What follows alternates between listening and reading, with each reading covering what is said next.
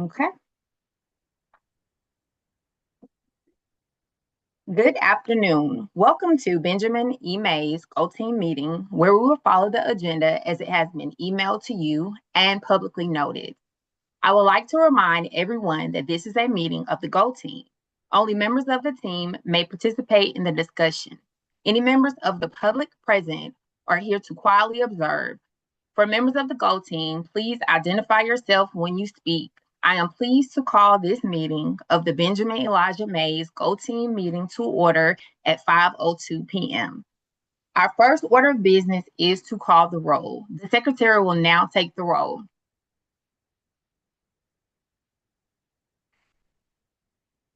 Ms. Bryant. Ms. Bryant.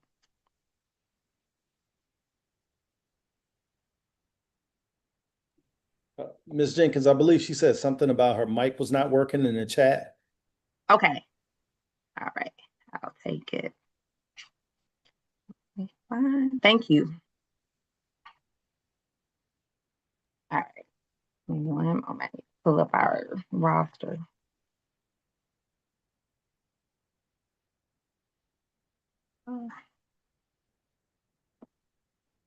Okay. Dr. Garner. Present. Ms. Anderson, Kajara Anderson. Pamela Bryant. Kaya Cody. Andrew Dunn. Present. Elizabeth Raymond. Jasmine Smith. Present. Okay. Khalifa Lee. Rejoice Jones. Present. Hey, guys. Hey. And Kimberly Jenkins, myself, present.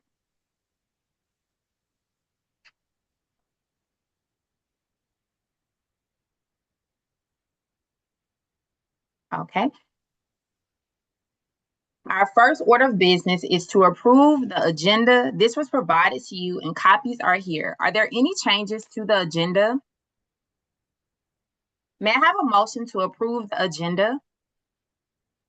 Motion approved. All right, I think that was Ms. Rejoice Jones. May I have a second? I'll second. All right, Mr. Dunn, thank you. All in favor, please say aye so the secretary can can record your vote. Aye. Thank you. Aye. All opposed, say nay. Any abstentions, please say abstain.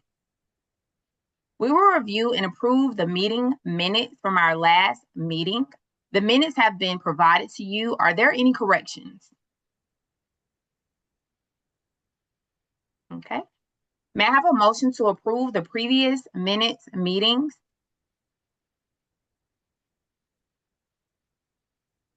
Motion to approve. Thank you, Mr. Dunn. May I have a second? I second the motion, Elizabeth Raymond. Thank you, Ms. Raymond. All in favor, please say aye. Aye. Thank you. Thank you. All opposed, please say nay. Any abstentions, please say abstain. Okay, thank you.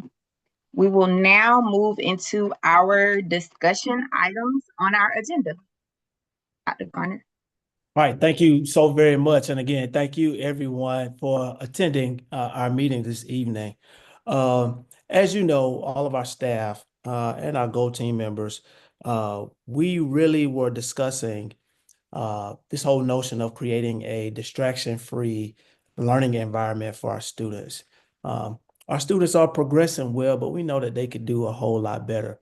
And I firmly believe that if some of the social media and cell phones weren't such a huge distraction, that we could get even better performance from our students. So with that, I've been in conversations with Dr. Betsy Bachman, who is on the call, principal over at Midtown, veteran principal in APS, just a legendary principal in my eyes. And her team rolled out the Yonder pouches this past school year. And so instead of reinventing the wheel, Dr. Bachman and her team have been very, very cordial to us in allowing us to come over to their school and to see their process for arrival and for dismissal. In addition to that, connect us with the Yonder Pouch um, vendors. And so this evening, I'm going to turn it over to Dr. Bachman in just a moment so that she can tell you a little bit about her experiences over at Midtown. And then from there, I'm going to turn it over to our great assistant principals, Mr. Boston and Mr. Rivers, who have been doing this work. They have done the research with getting surveys out to our families and to our community. To our teachers. And in addition to that, they have put together a solid plan in how we can use Yonder Pouches at Mays High School and make it a best fit for us. I also want to say that APS has a really strong cell phone policy in place that's been in place that we just were not implementing, to be, just straight up. We weren't enforcing the policy. And so now it is time to do that. So all of this is backed by our APS policy, and we are now in a place where we're saying we're going to implement that. So without further ado, I'm going to ask Ms. Bachman, Dr. Bachman, to say just a few words about her experience and the results over at Midtown. Dr. Bachman? Thank you, Dr. Gardner. Thank you all for letting me come and spend a few minutes. I speak from a view of a parent and principal. I have 5 children. My youngest 2 are in high school here. So I do see everything from that lens as well, parent, principal. I'm also a grad of APS, graduated from Northside High School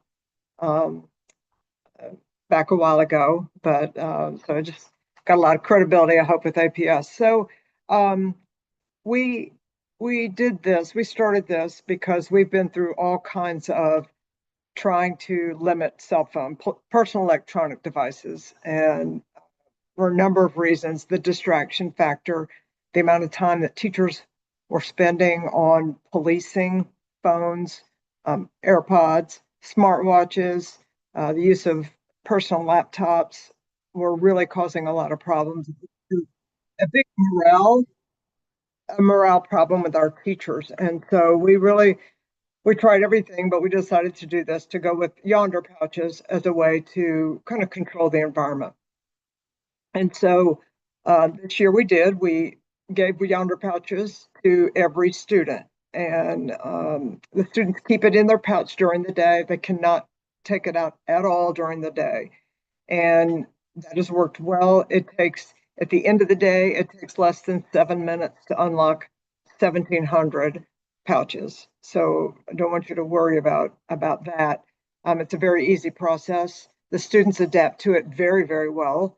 And like Dr. Garner says, implementing the APS policy was difficult because also the consequences are not very workable. And so we have tried to do this in a way that fits in with APS policy. But so the great things we've seen are a huge increase in teacher morale, just incredible, and happier teachers, a better climate and culture for teaching, but also in the hallways, better climate and culture and communicating with students. It's been a real breath of fresh air here, just the change in the climate. The students adapted to it very well. Yes, they grumbled about it, but they knew about it coming in. We started this campaign in the spring. They knew about it coming in.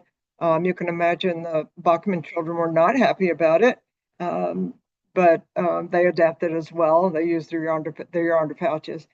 What I love is behavior has really calmed down. Most of our behavior, of course, is due to social media and things that happen out of school, come into school, but checking your cell phone during the day, constantly trying to check in with social media was a real problem here.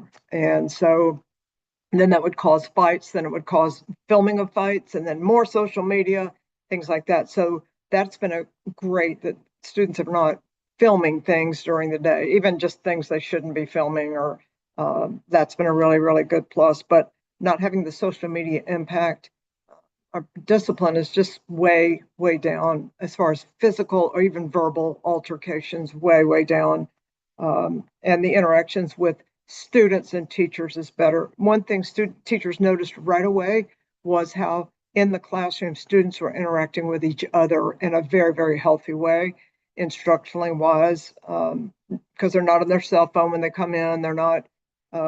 They're interacting with each other, and that's very nice. It is all day. We do not let them have them at lunch. So all day we see kids now communicating at lunch and doing other things, playing games, cards, Uno, board games, throwing Nerf football, things like outside, of course, things like that. So it's just much, much better for our climate and culture. And so we'll definitely continue this, with tweaking, some tweaks that we want to do. But it's been honestly, the morale of the teachers has been so great this year with the cell phone thing. Many were skeptical, cynics about it, but some of those have been the best proponents, the biggest cheerleaders for it. So it's been a great success here. And I'm happy to answer any questions or anything.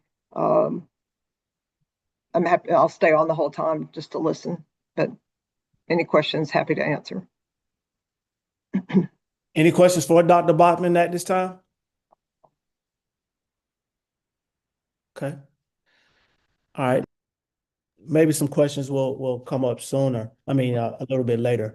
From here, I'm going to turn it over to Mr. Boston and Mr. Rivers to show you our district policy, to show you some data as it relates to what our teachers have said and our families, and then talk to you specifically about how we'll implement Yonder at Mays. Gentlemen. Okay. Dr. Garner, thank you. And Ms. Jenkins and the rest of the Go team, thank you for inviting us here today to share with you some of the information that we were able to gather and a plan moving forward that we have for Mays High School. Can everyone see my screen? Yes. Okay. Again, my name is Ramon Rivers. I'm one of the assistant principals here at Mays High School. My co-presenter today will be Mr. James Boston. And without further ado, I'll go ahead and get into the plan for the personal electronic device for our arrival and dismissal protocol and during the day at Benjamin E. Mays High School. This is the plan for our 2025-2026 school year. The first thing I did want to go over is the actual district policy. I wanted to go ahead and summarize that up. So basically, the overall policy is possession of phones and personal electronic devices are allowed at Mays High School. However, the parent is supposed to provide written consent every year. I've been over this plan for cell phones for Mays High School for the last 4 years, and I have not received one form as far as written consent. So it hasn't been something that has been duly enforced there. Also, devices can be possessed there, but they're supposed to be off at all times, and they're supposed to be out of sight upon arrival up until dismissal. And in most cases, they're not even allowed to use them on the bus because they may cause distraction. No use is allowed during class time, lunch, during transition time, or any instructional time throughout the day. So that includes, again, from arrival directly to dismissal. And then it covers, and this is the policy, it covers prohibited areas. So there's no use in the restrooms, locker rooms, hallways, lunchrooms, or during school hours at any time. And no recording of photos without written consent. So that includes videos as well. The disciplinary infractions that were opposed, if a student did actually have a parent that actually signed a consent form, the first disciplinary action would just be a warning that the student could not have the device out at any time. If the parent did not sign a consent form, then it will go to a level 2, the second violation, which would be the device will be confiscated and the parent would have to schedule a pickup time to actually retrieve the device. The third violation would be the device would be banned for the entire remainder of the semester. And then the fourth violation that it would be banned for one full year. In addition to that, if the student was using it to record or videotape or take pictures during that time frame, they would also receive a $50 fine. And also using the phone during testing, the student would receive a grade of a 0, and then it would also be a 1-year ban. And if there was any video or photos being taken, in addition to that, it would be a $50 fine. Searches and liabilities, students/devices may be searched with reasonable suspicion, and non-cooperation would result in a disciplinary action. APS also is not responsible for any lost, stolen, or damaged devices when the students do bring them to school. The parents' responsibilities for that was parents would have to sign a yearly consent form, and stricter penalties would begin if the parent did not sign the actual form. Hey. This next one, my colleague, Mr. Balson, he'll cover some of the data that we received from our surveys that we send out to parents and staffs. Mr. Balson? Absolutely. Good afternoon, everyone. I hope everybody's having a really great day. So to start this off, we really wanted to touch bases with our teachers and also our parents to really get some feedback on how to best implement a cell phone policy. So we offered a survey, and we shared it through, multiple platforms. And the survey was live from June 9th until last Friday, June 20th. Parents and teachers had the opportunity to come in, and I'm going to share some of that data with you. So looking at it, 88%, so I was starting off with our staff survey, 88% of our staff said that students use cell phones during class on a regular occurrence. About 12% of teachers said that wasn't an issue. Overwhelmingly, 94% of our teachers, our staff, were in favor of a structured plan limiting students' access to cell phones. And we also asked the teachers what supports did they need to implement this plan with fidelity. And staff members shared that consistent enforcement amongst all staff members and a clear phone collection and storage plan are necessary to effectively implement a cell phone plan.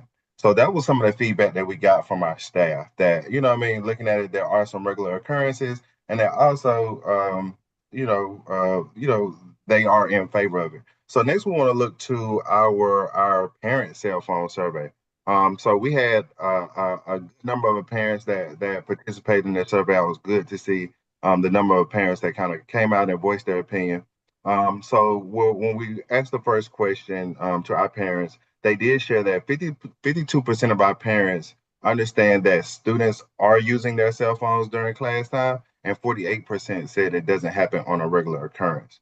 We were also able to see that 47% of the parents believe that cell phone use is a significant barrier to student learning. Just kind of going in on some of the things that Dr. Bachman was sharing about the culture and the climate that he was able to kind of improve, and those are one of those things that we're looking to incorporate here at Mays High School. And then also parents, so 82% of parents expressed their concern was the ability to reach their students directly during a personal or a school emergency.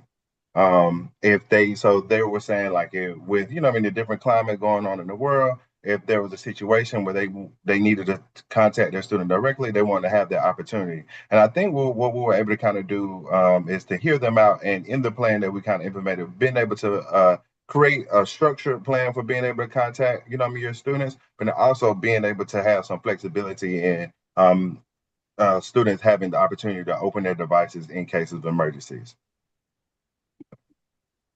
Okay, so stakeholders, we heard your voice. So we wanted to introduce to you the Mays High School Electronic Device Protocol. The purpose and importance, we kind of already covered, but I'll go over that. Mays High School has established a detailed protocol for electronic device management during arrival and dismissal to enhance student safety, security, and maintain a distraction-free learning environment. We believe by creating this distraction-free learning environment that it will lead to several things. It will lead to a decrease in our behavioral infractions, but more importantly, an increase in engagement, which will result in higher test scores and achievement for our students overall. Our goal was for safety and security. The protocol aims to secure students' devices, prevent unauthorized usage, protect larger electronics, enforce compliance, empower staff with access control, and provide emergency procedures to uphold a focused and safe academic atmosphere.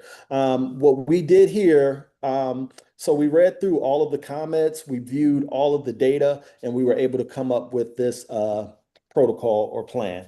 So our arrival procedures, we will maintain our 2 entry points that we have. So the entry point and pouch distribution will be as followed. We'll have designated entrances by grade level. So our 9th and 10th grade, they will enter through the cafeteria. Our 11th and 12th grade will continue to enter through the main entrance.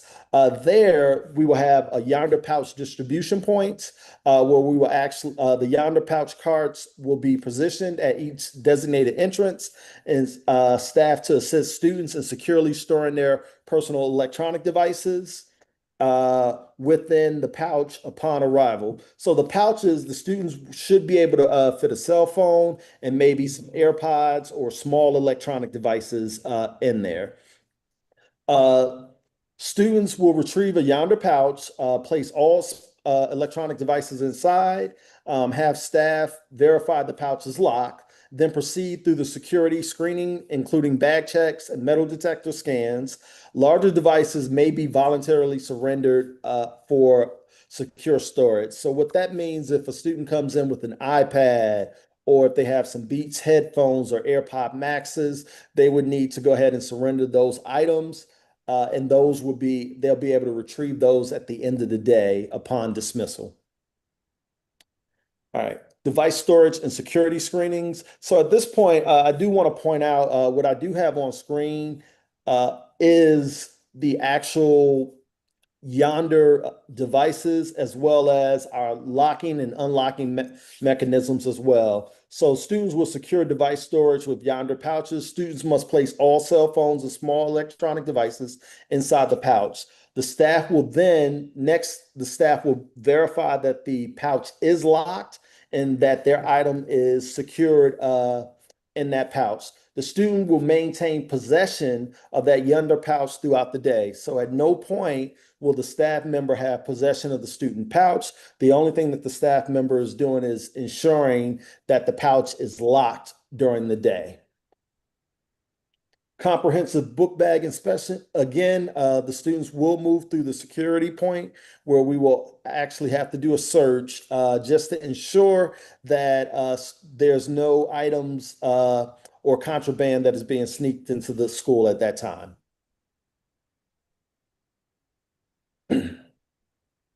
Our second part of that, when the student comes to the door, our arrival procedures for handling large electronic devices, the student will be allowed to surrender any large electronic devices. So what that means is that we'll have an additional table that's set up at the 2 entry points where the students may go ahead and drop those devices off.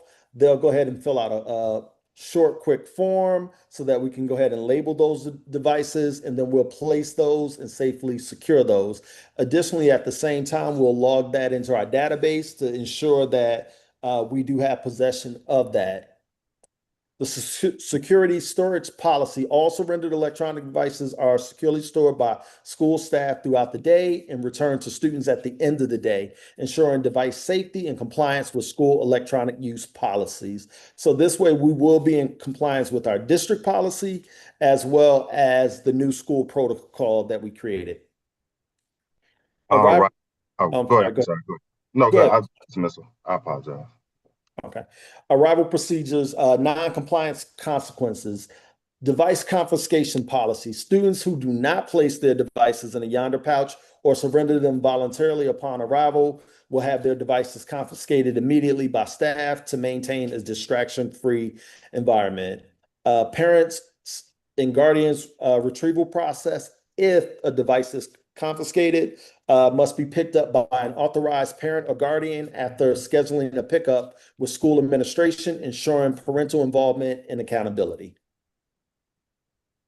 Yes, thank you. And just kind of add on to what Mr. Rivers was just sharing. I think what I really liked about the opportunity is that we were able to remove as many barriers as possible for our students to be able to, you know what I mean, feel safe and secure to have their devices with them and give them opportunities to turn in their devices. So again, so of course, like Mr. Rivers was saying, all the students, will have access to a Yonder pouch upon arrival to the school. But then also, if you have a larger device, personal electronic device, you have the opportunity to surrender that device. You know what I mean, with the trusted staff members, and when we're telling the students, we'll make sure that you get that at the end of the day. So now transitioning to the end of the day, our dismissal process, and we want to make this dismissal process as smooth as possible. So the first step, the responsibilities of the fourth period teachers. So fourth period teachers are tasked with unlocking student Yonder pouches using the designated tools to allow students to retrieve their devices. So each of the four block teachers will have an unlocking device. Collection of pouches for the next day. Teachers collect all return pouches from classroom bins and return them to the yellow wall for distribution the following school day. So if you've been to Maze, we kind of use the yellow walls as our focal points, our midway points for each of our hallways. So after the students take their devices out, they unlock it, they put it back, they put the empty Yonder pouch back into the bin. We'll put all of the bins into the to the yellow walls for our hallway, and then we'll collect them. So student pouch return process. After device retrieval, students must place the empty Yonder pouch into a classroom bin to ensure proper collection and readiness for reuse. And then maintaining an organized system. This structure process ensures efficient management and reuse of the Yonder pouches, supporting a smooth daily device handling. And then we have our dismissal process, kind of going in a little bit more detail. Authorized personnel for unlocking. Only assistant principals and trusted team members have the access to unlocking devices, ensuring strict control over student device access. And then also we have emergency situations. So emergency unlocking is permitted solely by the administrative team during extreme situations, using designated tools to maintain safety and policy integrity. So if there's an emergency, we do have staff members that have the unlocking devices. We have the other staff members throughout the building that have the unlocking devices, just so we can make sure everybody gets their device in a safe and timely manner. Okay, so summary and key takeaways, overview of electronic device procedures. Students receive Yonder pouches at designated entrances to secure store electronic devices, followed by inspection and screening to ensure compliance. And then importance of protocol compliance. Strict adherence to the protocol maintains a distraction-free environment and supports campus safety with administrative oversight for exceptions as well. So just touching on kind of what Mr. Boston stated, I do believe that in some of the feedback that we did receive in our policy regarding the surveys that we did receive, the parents were concerned about emergency situations. So we do have a plan that's in effect for those. Many parents stated, well, what if I need to get in contact with my student during the day or if an emergency breaks out? So we wanted to make sure that we are following our school safety plans at all times. So if we did have a situation where maybe there was an active shooter on campus, or if there was a lockdown that had to occur to campus, we wanted to make sure that the school is safe first. And then in those emergency situations, we can go ahead and unlock the device so that the parent can be made aware that their student is safe at all times. However, that we would have to make sure that our campus is fully safe at all times. The overview of the policy, the purpose was reduction in distraction and support school safety. applies to phones, AirPods, tablets, and laptops as well. Those things must be surrendered. Daily check-in and out systems, so there's not a full ban, and then foster academic engagement and responsible usage. All right. This is more of, again, of just our arrival procedures, and then it just points out where everyone will enter. All right. All right. So this kind of goes back over our surrender table, just like as we said before. So there are some personal electronic devices that aren't going to fit into the yonder pouch, but students will have the opportunity to surrender those once they arrive. So some of those things that would be surrendered would be the large devices like headphones, iPads, laptops. Once the students bring it in to surrender, it will be labeled and stored securely and returned at the end of the day. Non-surrendered devices, which will mean if a student is caught using the device, during the day, or not using the yonder pouch, will have a confiscation and a parent pickup. And what we're doing is we want to encourage student responsibility and minimize disruptions as much as possible throughout this cell phone policy. Like Dr. Garner said, just creating a safe, and orderly, attentive learning environment.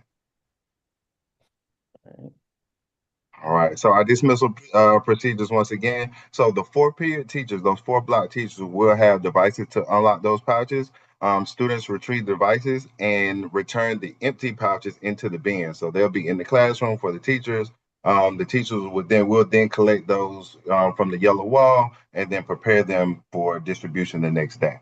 Only the assistant principals and our principal, Dr. Gardner, may approve emergency unlocking. And then like we just, like again, like we were saying, we definitely heard, my parents loud and clear. And I understand that in 2025, want to make sure we have, access to our students, but also putting some structure around that will help support us as well. Okay. And then just device access during the day. Academic use will require teacher pass and admin supervision. Emergency unlocking again requires admin approval and logging. Tech hubs and assistant principals manage exceptions, and no unauthorized unlocking by non-administrative staff members, which would be the assistant principals and the principal.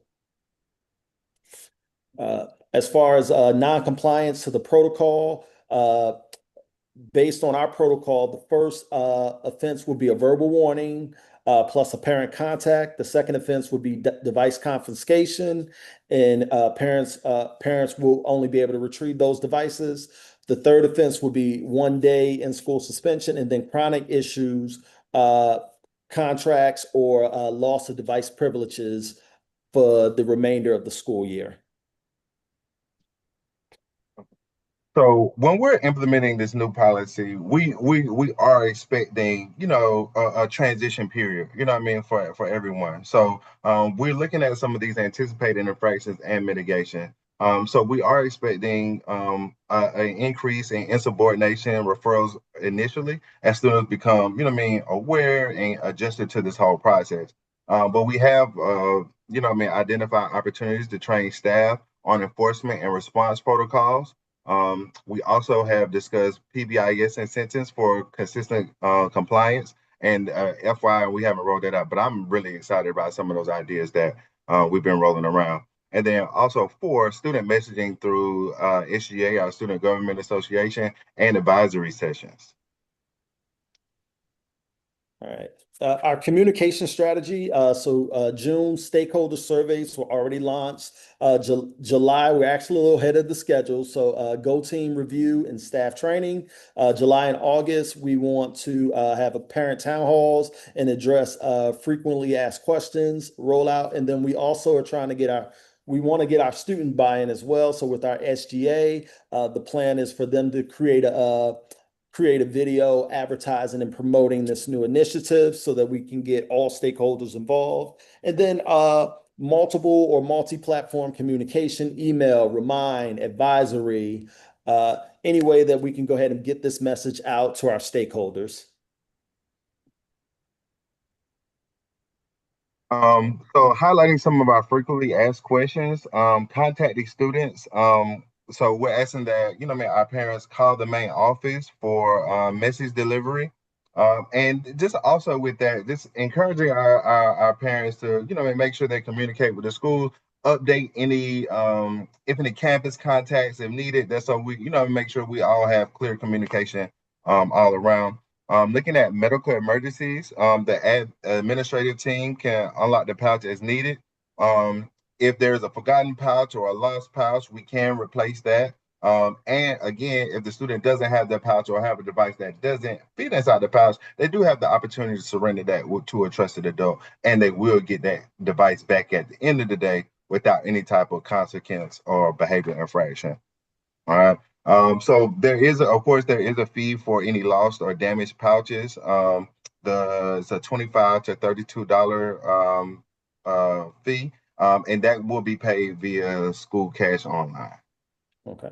And if we do have students that have medical concerns, maybe we may have a student that needs to monitor his glucose levels or so. We do have specialized pouches for those particular students, but that will actually go through our 504 coordinator, Miss Evans, as well as with the school nurse. So we do have pouches for them as well. All right. Funding and cost estimates. Dr. Garner, did you want to go over this, or would you like me to continue? Oh, go ahead, Mr. Rivers. You're good. Go ahead, sir. Okay.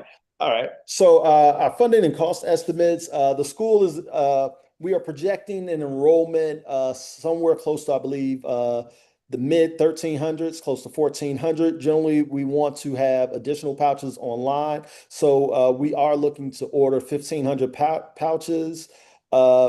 With Dr. Garner help taking the lead on this, we were able to get in on a conference call with several other schools in the area. So I think we were able to get the very best price for these, around $25 per pouch, which would be a total cost of around $37,500, and that includes the 1,500 pouches with the device locking mechanisms as well. The replacement costs for these would be anywhere between $25 and $32. If it was lost or damaged by a student, that would be billed directly to the student's account. The funding will hopefully come from our fiscal year 26 school security grant. And sustainability, we did not issue them out to the students so that we can help maintain, track our loss rates as well for these devices. And so that we wouldn't have to keep using the same grant every year if the devices are lost. And that actually concludes this portion of the presentation. At this time, with Dr. Garner's permission, I'd like to open it up for any questions that you guys may have. Hey, Ms. Rivers, I do have a question. So one, I think this is super awesome. I'm actually working with a teacher this summer who they have this at their school, and she said it's really great. Only question that I do have is for our seniors, because I know that a lot of our seniors, they have early dismissal, or even some of the juniors who might have like dual enrollment, what that looks like. And then also because we do like to have our students have like full schooling experience of trips and everything. So what does it look like then? With that tough one with that. That's my only two questions. Okay, so that is a great question. So for our half-day students or our students that have early dismissal, or if they are going to dual enrollment, once they check out during the day, Mr. Julian will have a locking mechanism that would unlocking mechanism that would be at the front door. So he'll be able to check those individuals out, as well as we should have one positioned by Miss Arnold's station, as well as with Miss James. So we would have backups there just in case. Additionally, there'll be one in Dr. Garner's office that's downstairs. And if I'm not mistaken, we will have one that is stationed by Mrs. Howard's office as well. And then like when we go on the trips and since students they come in to check in the morning advisory, then they go to like media center check in. So then those students I'm assuming would have already turned in their devices. So then are they taking the cell phones on trips? Or are we saying like, hey, if you're here for that whole school day, there's no need for it at all? So based on the district's policy, that's considered the instructional day. So we Okay. don't necessarily want our students to have access to that if we're Okay. trying to get the most out of them. Now, if there's some type of special permission that's needed, let's say, hey, they're doing a project, we need them to take pictures or something like that, that will just go through your academy administrator to go ahead and you will put in a request for that. We'll take it up to the administrative staff, and then if approved, that academy administrator will be able to unlock those devices for the students. Okay, perfect. So you answered all my questions. I'm good. I have a question. This is Miss Bryant.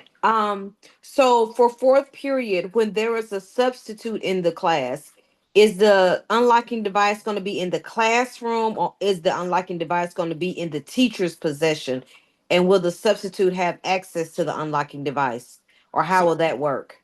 Oh, that's a great question, Ms. Bryant. So, we kind of went back and forth with that as well. So the unlocking mechanism, if there is a substitute, the substitute wouldn't have access to that. However, we will have designated staff members that will actually be able to go by that classroom and unlock those devices during that fourth period block.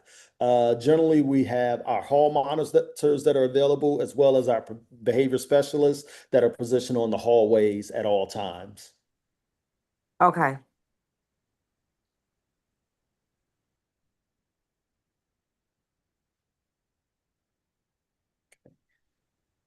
Any other questions?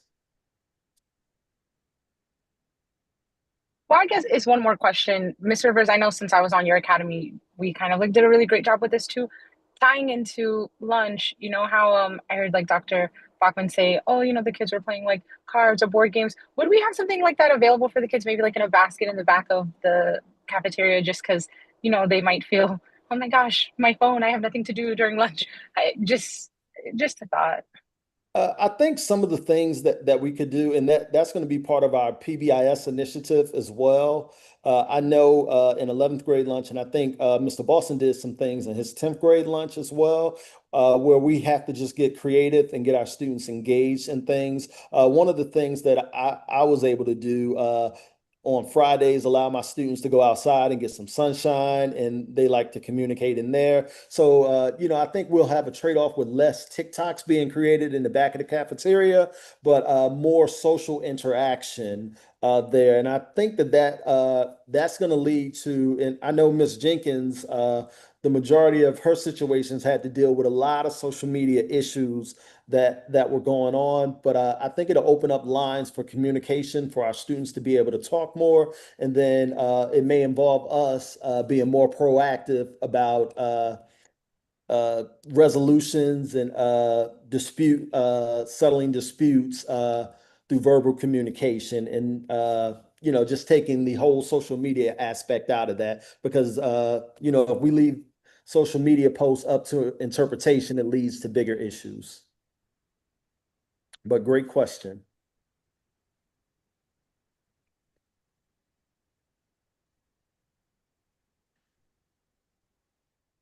Um, I'll say, first of all, great job, Mr. Rivers, Mr. Boston, very thorough presentation. Really appreciate it.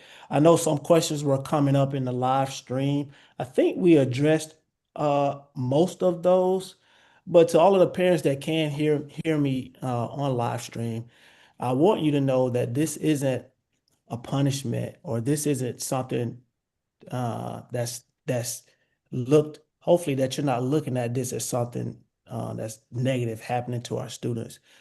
As educators, and I'm telling you as a father of three children myself, as educators, I'm telling you parents that cell phones are causing major distraction in our, not just our school, but in all schools. And we have to put the education of our students first. Um, uh, the system and structures that we're implementing I really do believe are going to be beneficial because we're going to be able to better educate our students. And it will cause less distractions as it relates to students making bad decisions at school, fighting and you know, texting each other or creating group chats, during the school day, and it's causing a ruckus or causing an emergency when you have over 1,000 students rushing to something where somebody is making a bad decision. So we need our entire school community to wrap your arms around us and help us implement this for our students. I think with teachers having the unlocking mechanisms, I have a meeting with Yonder on Wednesday, so we're going to ask for more of the unlocking mechanisms. But with those fourth period teachers having those, if a dire emergency or something came up to that effect, we would be able to unlock them quickly. But in all seriousness, if a real emergency does occur, I'm going to communicate that to you and give clear directions so that we wouldn't have a melee of all of these people rushing to the school, which causes more of a delay in getting to your child. But trust us, parents and community. This is something that we need to do, and I hope that everybody can sincerely hear what I'm saying, sincerely hear and look at the data that our teachers are saying. You send your students to us to be educated every day, and we want to make sure that we do that in the best way possible. Uh, Moving forward, after tonight, we will have about 3 other touch points that I'll communicate to our community for parent meetings. We'll have a separate parent meeting um, for our rising 9th and 10th graders, and then another parent meeting for our rising juniors and seniors, just to create smaller environments for any type of questions that any student or parent may have. As Mr. Rivers stated, if there's a student who has a special illness or a unique situation, there's a special pouch that we will have for those students that will allow more access for diagnosed situations. Outside of that, I think that's all that I have. Are there any other questions from anyone on the Go team? All right, Ms. Jenkins, I'm gonna turn it back over to you. Oh, I got to say this too. Thank you so much, Dr. Bachman, for being here with us and supporting us through this process. I know that Washington High School, Douglas High School, and Thurl High School are also looking to implement yonder pouches as well. I'm not sure about any others. I know about those because we've been in contact with them. So this is something that is growing legs throughout our district, and it was spearheaded by you, Dr. Bachman, and your team. So we appreciate it.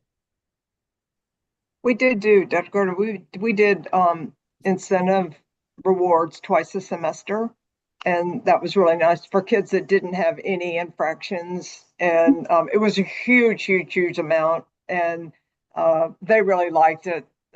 So they could pick something. We did Castle Cash because we're the Knights, little cash slips, and they could trade them in for candy, ice cream, Midtown stuff. And they really liked that. And it was a way to really showcase almost everybody.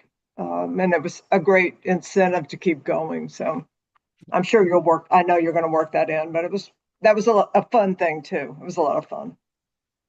Beautiful thing. Yes, ma'am, we will. We will. All right. Ms. Jenkins? All right.